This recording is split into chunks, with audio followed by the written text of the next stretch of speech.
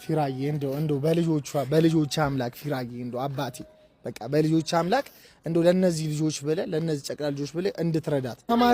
ተማሪዎችሽ ይሄን ቪዲዮ ቢያዩ አይደብርሽም? አይደብረኝም።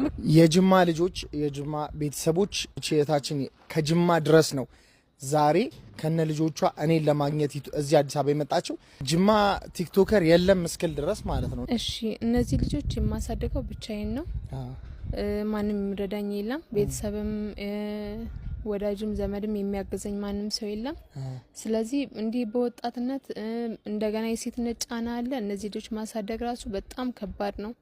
እኔ መቋቋም አልችልም። እግዚአብሔርን ለምዶን አላውቅም፣ ያስለቅሰኛል ይሄን ነገር ሳስብ ማለት ነው። አይዞሽ ጠንከር ብለሽ አጠራርብሽ ተናገር። አይዞሽ አባታቸው የለም? አባታቸው አለ፣ ነገር ግን ትቷቸዋል። ጭራሽም አያቸውም፣ አይረዳቸውም። እናችን የ10 ወር ልጅ እያለች ነበር የተለያየ ነው። ከዛን እሷን በማሳደግ ራሱ በጣም ነው ዋጋ የከፈልኩት ማለት ነው። በዚህ እድሜ ብቻ በወጣትነቴ በጣም ነው የልጅ አሮጊት ነው የሆንኩት። ለነሱ ስል በጣም የተሰቃየሁት። እነዚህ ልጆች እንዴት ነው የማደርገው ብዬ ነው ሀሳብ የሚይዘኝና በዚህ ጅማ የት አካባቢ ነው የምትኖር? እኔ አጋሮ ነው የምኖረው። አጋሮ ነው የምትኖር? የአጋሩ ሰዎች እንግዲህ ከጅማ ድረስ ነው እኔን ለማግኘት የመጣችው። አሁን የኢትዮጵያ ሕዝብ ምን እንዳደርግልሽ ነው የምትፈልጊው? አይዞሽ የኢትዮጵያ ሕዝብ ይሄን ነገሬን ሰምቶ ቢያንስ እንዲተባበረኝ ቢቻል ደግሞ ፊራውል ይሄን ነገር እንዲያይልኝ እንዲሰማልኝ ፈልጋለሁ። ምክንያቱም እኔ በሴትነቴ በዚህ እድሜ ብዙውን ሰው እንዲረዱኝ እንዲተባበሩኝ ብዙ ነገሮችን ጠይቃቸዋለሁ። ቢያንስ ሰርቼ እንኳን መልስላቸዋለሁ፣ እርዱኝ ይላቸዋለሁ። ነገር ግን ማንም ዞር ብሎ የሚያየኝ የለም። የህዝብ ልጅ የሆነው ፍራኦል ኢቴቻ ከአሜሪካ አንድ ሻንጣ ሙሉ ገንዘብ ልኮላታል።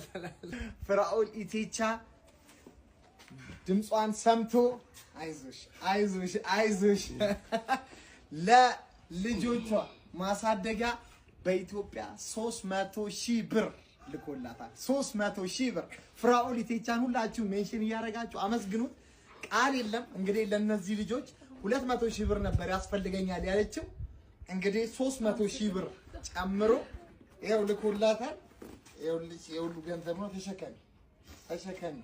ተሸከሚ እንባሽ ነው። የልጆችሽ አምላክ ነው።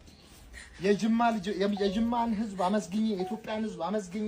ጅማዎች ስፔሻሊ ቪዲዮ ቫይራል እንዲወጣ በውስጥ እየደወሉ በጣም በቃ ጅማዎች ትለያላችሁ። ይሄው ፍራኦል ኢቴቻ የህዝብ ልጅ የኢትዮጵያ ልጅ ፍራኦል ኢቴቻ ይሄው